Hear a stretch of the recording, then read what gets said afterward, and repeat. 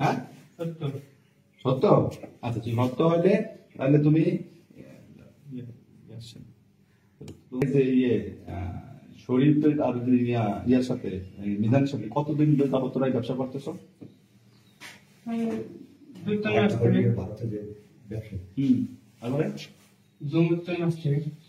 জুয়েল, ভারতে যে ব্যবসায়ী আসলে বাপটি বলছে, হ্যাঁ কি জানি বলছিল রাহুল সুকসান আর রাহুলের ভাই হোসেন। তুমি দুজনের নাম বলো তো।